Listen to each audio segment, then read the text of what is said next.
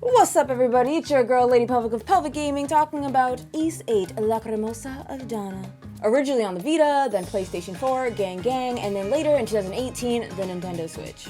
Thank you, Riku-someone, for gifting me this game, and without further ado, let's talk about Ys VIII. Ys VIII begins with Adol, a temporary sailor aboard the Lombardia. The captain is hosting a feast and you're pretty much security. Everything seems well until you're attacked by tentacles near the mysterious island of Siren. You end up shipwrecked, but thankfully you're not the only survivor. Adol and company then work on a makeshift town called Castaway Village. Your first mission is to search for others who may have survived and slowly open up the village, gaining you tailors, doctors, and blacksmiths, etc. However, while exploring, Adol has strange dreams of a girl named Dana, taken from her home to train to become a maiden of the Great Tree. Naturally, the story unfolds from finding a way off the island of Siren to saving the world. Again. I have a lot of mixed feelings on the story. A major problem is how slow it is. Painfully slow. I was bored to tears. And frankly, exploration didn't cut it like it did in Celceta for me. The Lacramosa of Dana is separated into chapters, and let me say, things didn't really hit for me until chapter 6. And guess how many chapters there are? 6. Okay, chapter 5 is actually pretty good too. But once the grand story picks up, it's fantastic, you're fully in, until the ending. I take major issue with how Lacramosa of Dana ended. Like, I gotta pop off for a second, get this off my chest, because... okay, major spoilers. Skip to this number right here. Ready? 3, 2, 1, spoilers! Long story short, the Lacramosa is a process of selection and rejection that destroys an entire species so a new one can thrive, perpetuate evolution, blah blah blah. However, it allows one individual of that race to live and become a warden of the Lacramosa. Love that premise. So obviously the goal is to stop the Lacramosa. No. You're the group that sealed away something or temporarily stopped it. And to add insult to injury, this is all a dream. This is all an Earth Goddess's sick and twisted dream. That's right, they pulled a Final Fantasy X. Adol's adventures from the past, a dream. Literally, Adol's adventures from this point on, a dream. Ys IX, Monstrum Nox, a dream. Ys X, Adol and Dogi fuck, a dream. My dream, but, you know, a dream. Another issue I take is how the story is told. It's good and bad. At a point, you'll be switching between two eras, Adol and Friends and Dana. Each time Adol's story started to pick up, you would switch to Dana. Each time Dana's story began to accelerate, it was back to Adol. It was irritating to be cut off, but on the flip side, it could be viewed as a good thing, as you're left wanting more. Something I loved in Celceta was the simplicity, and it never took itself too serious. Lacrymosa of Dana, some moments it tried to be intense, but I wasn't buying it. I was stone-faced, unflinching, and frankly rolled my eyes. It's not till late in the story where shit gets real, and then I could take it seriously. The Lacramosa of Dana has a pretty good cast of characters, fun banter and heart-to-hearts. It was nice to see the cast relationship flourish and become a mini family of sorts. Favorite characters, story and personality-wise, are probably Dana and Sahad, even though he's kinda gross. My least favorite is Hummel. He had his moments, but didn't really add much. And we have bonding with the castaways, really pushing this idea of togetherness. The story I like, but it just took so long to pick up. And then when it did, it just flopped at the end. The concept was good though. In taking a look at the gameplay, honestly, I wasn't a huge fan until mid to late game. It took me a hot minute to realize this isn't Memories of Celceta, so take some of my complaints with a grain of salt. Like a tried and true Ys game, it's an action RPG. The combat is swift and quick, fighting various enemies. And new to Ys VIII, jumping, which was cool, made aerial battles feel more natural. Also, holding a button to dash was great. Enemies have one of 3 weaknesses, strike, slash, or pierce. Each one of the party members is one of those types. Attack with their weaknesses and break their defenses so everyone can do real damage. Otherwise, your damage will be halved. This is one of my favorite changes, as in Celceta, you simply had to defeat the enemy with that attack type. Party composition still matters. You have an active team of 3. If you have 2 of the same types of attackers, your damage output will be higher. If you have all 3 types, you have a higher chance of a rare item drop. Skills are also incredibly important. Wait for your normal attack to charge and you'll gain SP or skill points. The blue bar shows your SP and you want to use skills to constantly level them up. And when you use skills, your extra skill gauge seen in yellow will rise, allowing you to do your super move. A key element in fighting is flash guarding and flash moving. This is a must technique for any Ys game. Dodge or guard at the last second for a quick buff. Flash moving will cause your enemy to move in slow motion, and guarding will result in all critical attacks for a short time. One thing I hate is there's no guarding. It's either flash guard or get hit. Now, in Celceta, I mastered this. In Ys VIII, for whatever reason, I didn't get the hang of it until the end game. I was struggling. Even though enemies telegraphed their moves, I was always a half a second off, which resulted in getting my ass beat. I never got a game over, but god, I was healing like crazy. I felt like my controls weren't registering, but I spoke to a lot of people who were playing the game at the same time I was, and they said it felt fine. I feel like I was bad at this game up till the end. Once I started guarding and moving a half a second too early or a half a second too late, that weird middle ground, I started landing my flashes, so I don't know. It just really made this game less enjoyable because I was constantly failing to flash guard or move. But my biggest adversary wasn't the enemies themselves, but the camera. I hate it. I absolutely hate it. Again, coming from Celceta, Celceta had a fixed camera where you could see everything on the screen, and sometimes it would move with you. Anything that was behind you, to your sides, all of it, I didn't have to worry about it. Ys VIII, you were on camera duty, and you could move it 360, while in some ways I could see this as more controls, I didn't want this burden. Even though Ys VIII had little icons that showed where the monsters were in relation to you, it didn't help me dodge or guard easier. At best, I'd get lucky. Oh, and the auto target is god awful. It's very jumpy. Looks slightly in a different direction and the game assumes that you were switching targets. It is atrocious. I like that in Celceta I could purely focus on the combat. Something they added to PS4 and Switch is Dana's past segments are special as she is a one-woman army.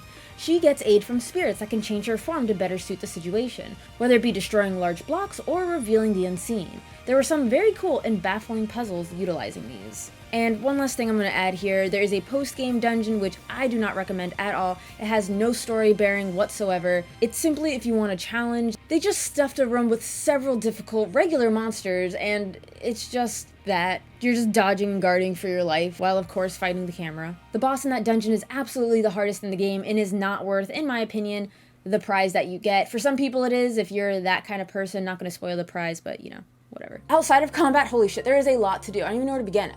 Exploration. As you're stranded, one of the biggest goals is to find castaways to bring back to the village. While adventuring, you realize there are some areas you can't get to. If you send a help request and you have the required number of people, the village will help remove the blockade. A very clever way of opening up the island, if I do say so myself. Another boon of collecting castaways are some open shops, which you'll trade in materials in for better ones. You'll farm to collect vegetation to make fruit juices, upgrade your weapons and armor, etc. It kinda has the Suikoden thing going, but none of them are playable. On the other hand, they're very useful during raids and hunts. Raids happen while exploring, or during a story where monsters will attack the village. Hurry back, defeat a wave of monsters while the castaways grant certain buffs and debuffs. Hunts are going to the dungeon location and slaying monster hives to make the boss appear. Hunts are a lot more fun than raids, but the castaways still help. Hunts and raids honestly serve as great areas to level up your skills as you can just spam them. Castaways are also important because the true ending is unlocked through them. Make sure to do side quests and give castaways gifts to max out their affection. Adventure gear is also important to exploration. Different gear allows you to traverse differently, such as climbing vines or breathing underwater, which by the way, underwater combat is 1,000 times better. A few other things are fishing. Honestly, I love fishing in Ys VIII, can't even lie. You can cook, which grants the entire party healing and buffs. Crystals you can use as warp points, heal, and cure all status effects.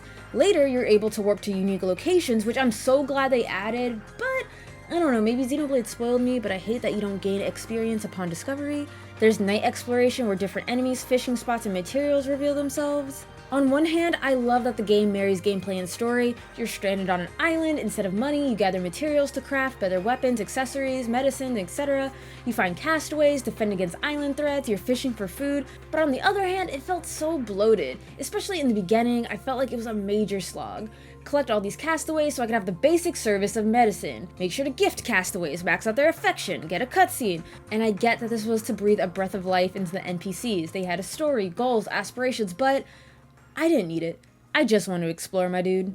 The mapping is slightly different from Celceta as it breaks down the island into areas, so it'll show you how much the area you have explored, revealing chests, harvest points, crystals, inaccessible areas, story, and side quests. I actually like the area map system more because it showed you how much of that area you explored. So when you check the overall map, you're not wondering what little part you missed. Instead, you can whittle it down. Minimaps are much better because they show markers, unlike Celceta. You can also expand them while continuing to traverse, which was nice. The graphics, I mean, are better than Celceta, and for originally being a Vita game, I thought it looked pretty good.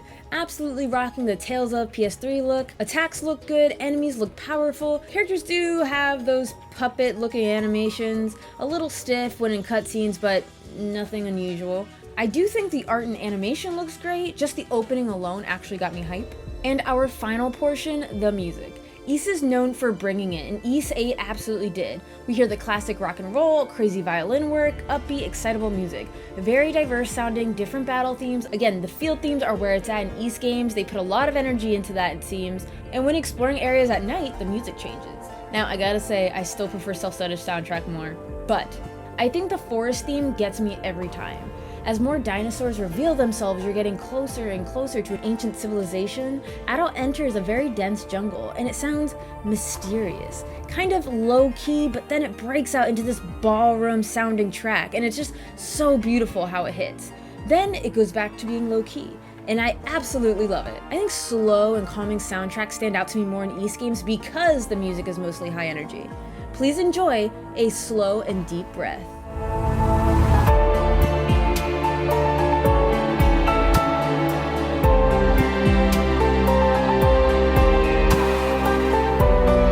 Ys VIII Lachrymose of Dana, it's like a 7.5 if you want to hate me less, I guess. Okay, here's my thing. Understand, I'm the odd one out. I'm the black sheep. Don't listen to me. Go watch someone else review. They probably like it more. Most people like it more than I do. I can see why people like this game. They added a lot. Like, the story and the gameplay marry each other very well, a lot of quality of life updates, the jumping, the dashing, and the brake system. But for me, it piled on things I didn't ask for. Affections, side quests being tied to the true ending, harvesting crops, raids. I didn't need it. So all that gunk is in the way of me progressing the story. And then, when the story hits, that shit slaps. You're in it, you're invested, and you know what? When you get to the ending, you're hit with a giant middle finger. As for the combat, frankly, I thought I was fighting the camera the whole time. I fucking hate it. I hate controlling the camera. And the auto-targeting fucking sucks. So honestly, this killed my hype for Ys IX. It's no longer a day one buy for me.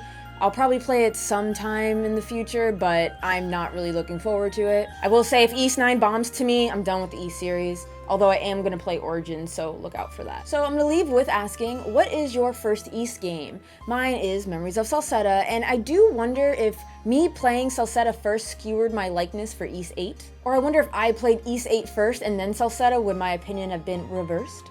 I don't know, too late to find out now. Again, if you're new here, I really do recommend you check out other people's reviews on Ys VIII, Lachrymose of Dana, because I am the odd one out. I have the wrong opinion, says most of the Ys community.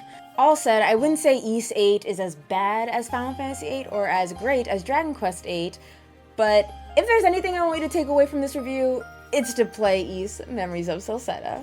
I'm just playing. The only real way to know if you'll truly jive with the game is to play it yourself. Anywho, thanks for watching. Top box, there are more videos like this, and the bottom box is my dead Let's Play channel that I haven't uploaded to in a year.